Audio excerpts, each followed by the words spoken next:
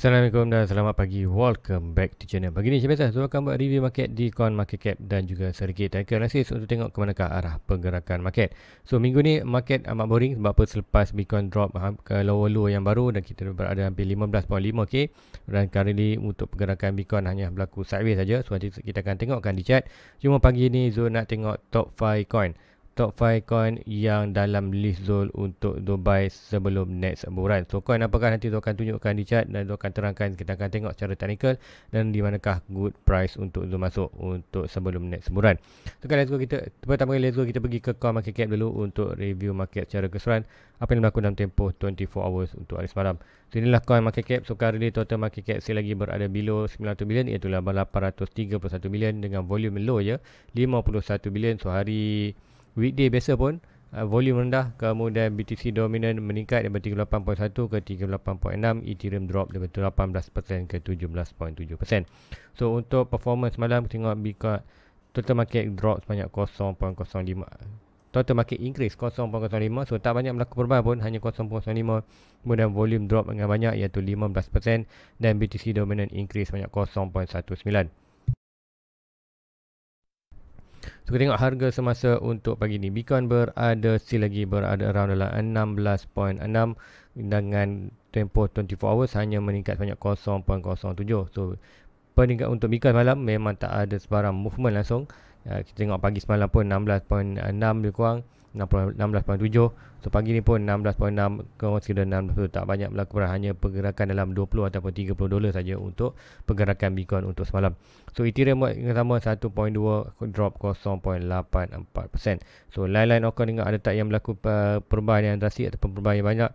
Solana 4% still lagi daripada 12-13, ikutkan semalam berada di 14 dolar, drop balik 13.6. So untuk Litecoin 62 naik 8%, so mungkin boleh tinggalkan Litecoin nanti. Untuk Leo kita akan tengokkan lain-lain coin, so semua tak ada yang buat pergerakan drastik, kita akan tengok di Litecoin saja.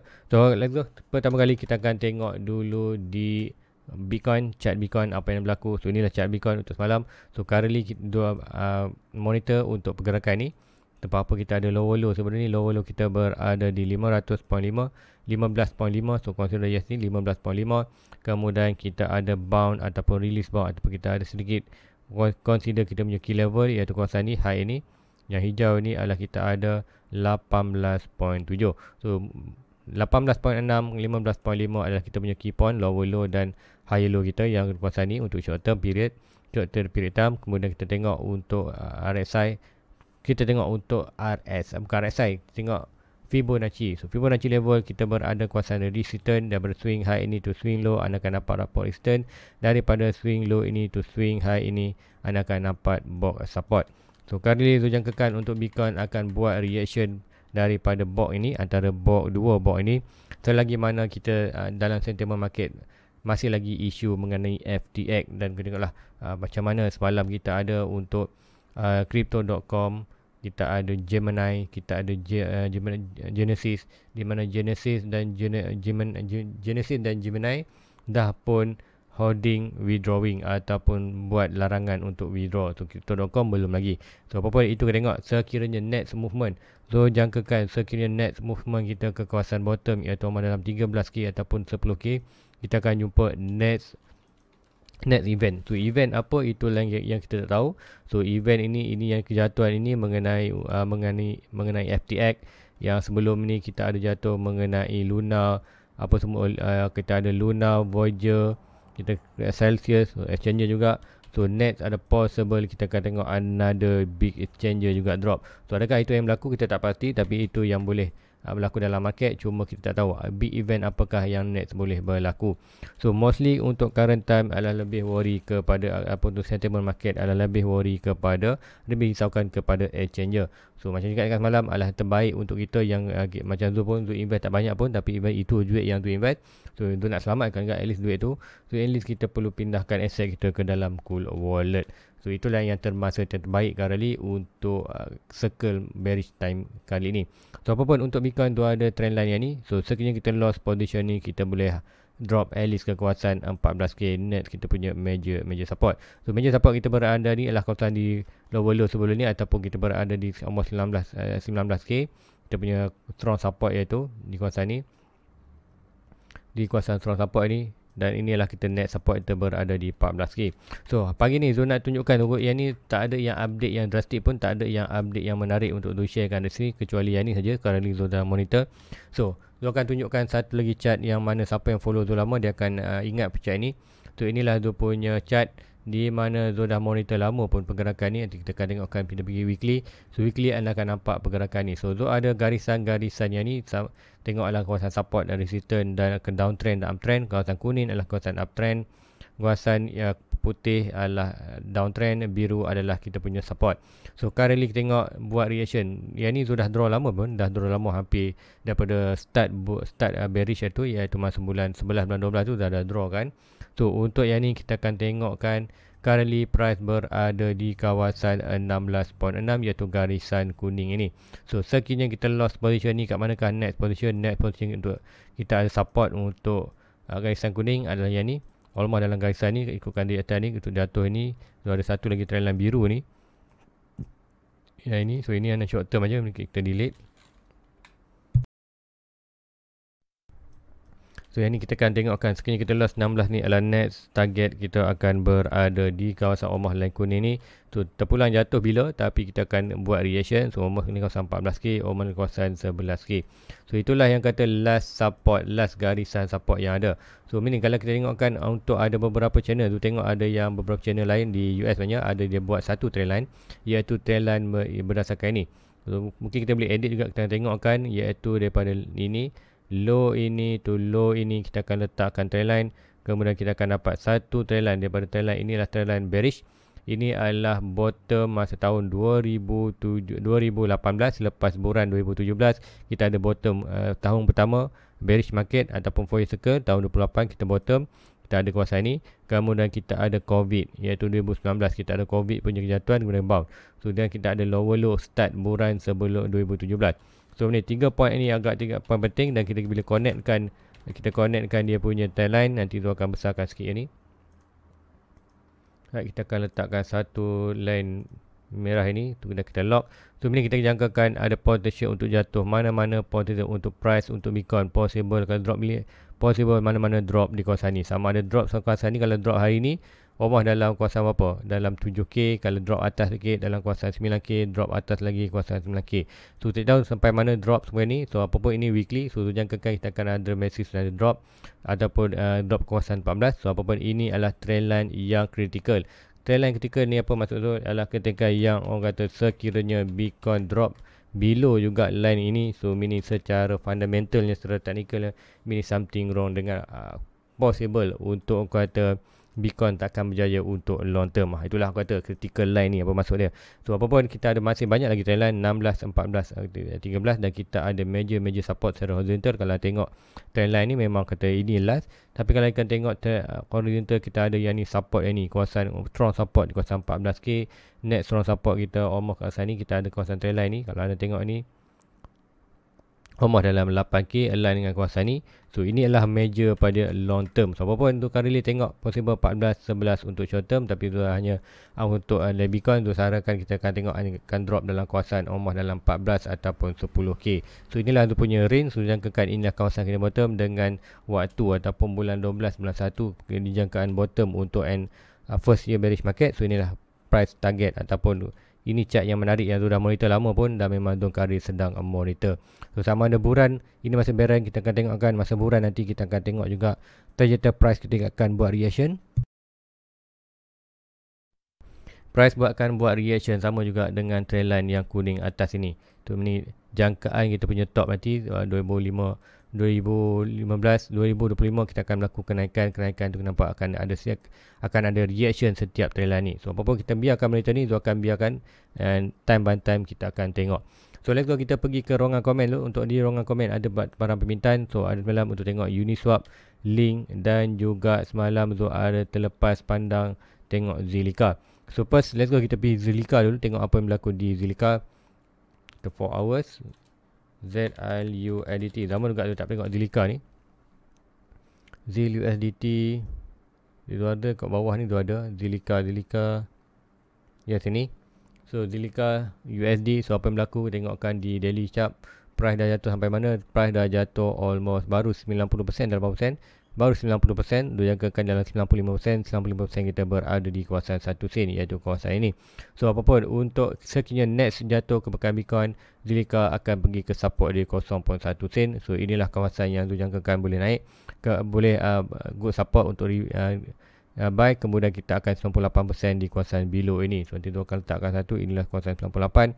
So meaning kejatuhan dia antara 1 sen ke almost di 0.003. Nanti tu zoom in sikit.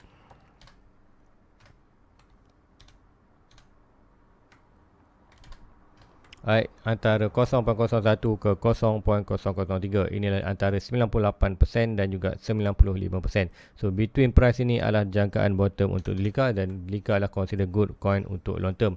Cuma dia ada berisu-isu sebelum ni, isu kena hack apa semua tu, tapi consider still lagi boleh invest, coin yang boleh invest untuk long term. Tapi make sure anda invest duit yang anda expectationkan boleh loss. So Zilliqa consider good juga dan termasuk dalam tu punya good coin. So ini tu ada good project ataupun untuk long term. Ini adalah coin. Contoh ini sudah good fundamental project. Ada Harmony One, Cardano, KDA. Tapi KDA tu tak buy lagi. Memang tak ada. Koti tu ada Harmony dah, Koti dah, VeChain dah, Zilliqa dah, apa lagi, Zilliqa Superfarm dah, VeChain bukan Zilliqa yes, ada dalam 2000 coin. Kemudian untuk di untuk Veracity dah. Yang ni, yang tanda-tanda merah ni semua belum lagi tu buy. So yang ni, untuk yang ni pun tu belum lagi. Yang lain semua tu ada. So ini adalah tu akan buy juga, tapi bukanlah termasuk yang top 5 tu. Ini akan buy selepas tu complete tu punya target untuk top 5 tu. So itulah untuk Zilliqa tu. Untuk current Zilliqa, inilah current pergerakan market. Still nampak lagi below untuk drop at least sampai kawasan 1 sen. So next kan kita akan tengok Uniswap dan Chainlink. So Uniswap kita akan tengok Chainlink dulu. So Chainlink, apa yang berlaku untuk di Chainlink? Chainlink inilah tu punya chart. Nanti tu akan clearkan sedikit. Kita akan monitor satu saja channel. Kita akan delete yang ni. So yang ni dah, yang ini dah pun sampai. Consider point breaking almost sampai, tapi dah sampai. So ini kita tak perlu kita monitor lagi. Kemudian yang ni pun tail line ni pun dah tak legit. So now kita monitor pergerakan falling channel ni. So currently untuk Chainlink nampak reaction dengan middle channel. So currently kita dah lost position support resistance ni. So ini kita boleh delete saja. Dan ni pun kita boleh, yes, consider ni support lagi warna bawah. Kita boleh delete juga. Kali kita akan minimaskan kita punya monitoring. So kita akan tengok untuk channel ni saja. So untuk Chainlink kita tengok price buat reaction kawasan ni. Sekiranya ada bound, kita boleh nampak price boleh rebound ke atas kawasan ini, ataupun untuk short term sebelum drop, dan sekiranya kita akan naik sedikit saja kemudian drop below. Dan sekiranya kita lost position ini, next support kita akan berada. Kita akan monitor sama ada ini trendline putih ini ataupun yang lebih menarik, kita akan tengok below yang ini. Banyak support kawasan ni, almost 95% adalah kawasan $3, 98% 1 pound. Macam mana drop adalah possible next event, dia akan push price drop ke bawah. So inilah tu punya target. Tapi macam adalah inilah target, kalau dapat tu akan start buy. Tapi untuk bila kan tu akan buy untuk Chainlink ni, Chainlink tak termasuk dalam tu punya top 5. Dia akan buy juga. Kalau drop, yes, dia akan buy. Tu kalau tak drop, dia akan DCA saja secara monthly nanti selepas bulan 1, dan akan expected bulan 12 dan bulan 1. Tu dia Chainlink. Kemudian kita akan tengok lain. Sebelum tu tengok ke kawan lain, kita tengok Chainlink ada support yang strong di kawasan ni, almost dalam $5 ataupun $5.6. So ini kiranya kita lost position line kuning ni, meaning net drop kita akan berada di kawasan almost dalam $2.8 dan $1.5. So let's go, kita pergi ke Uniswap. Tu Chainlink dan Uniswap. Tu Uniswap kita akan tengokkan pergerakan bersama-sama. Still lagi kita ada bearish pattern ni. Baru saja breakout dan back in balik, masuk balik. So apa-apa kita still lagi monitor pergerakan ni. Kalau ada naik pun saat tinggi mana tu, jangkakan naik sampai kawasan ni saja. Kemudian kita akan ada drop, dan drop itu breakout tu mungkin kita akan ubah ke atas ini. Kalau ada berlaku kenaikan dengan current time, tak nampak berlaku sebarang kenaikan. So Uniswap boleh berlaku short term naik. Sebab apa? Uniswap adalah consider dia punya DEX. So sekiranya banyak yang berpindah kepada DEX dan turun di Uniswap, kita jangka akan ada kenaikan untuk di Uniswap, seperti mana berlaku di Luna itu. Selepas saja Luna, aku kata ramai yang pindah aset ke Uniswap, berlaku Uniswap sedang melakukan melakukan short term pump. Tapi walaupun short term pump, kita gunakan untuk bearish pattern ni, point yang breakout dia adalah menuju ke kawasan $2 ataupun 95%. So itu jangkakan untuk price ini akan buat reaction dalam kawasan upper channel ini untuk hit punya target sebelum next bull run. So itulah untuk di Uniswap. Kemudian kita akan tengokkan untuk top 5 Zul punya coin. Pertama kita akan tengokkan top 5 dia punya coin. So yang pertama of course lah Bitcoin. Dia dah terangkan Bitcoin ni kat mana Zul buy. So Ethereum sama dia dah terangkan banyak kali, iaitu dia punya position buy adalah di kawasan almost dia menantilah $800 ke $500.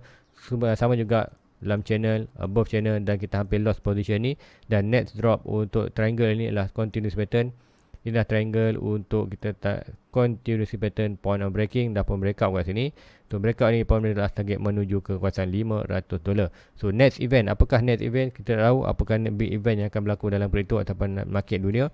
Sekiranya next event tu jangkakan next drop adalah kawasan $800 ke $500 untuk Ethereum. Dan inilah coin yang tu akan buy, dan sekarang ni tu tengah waiting untuk price pergerakan ini.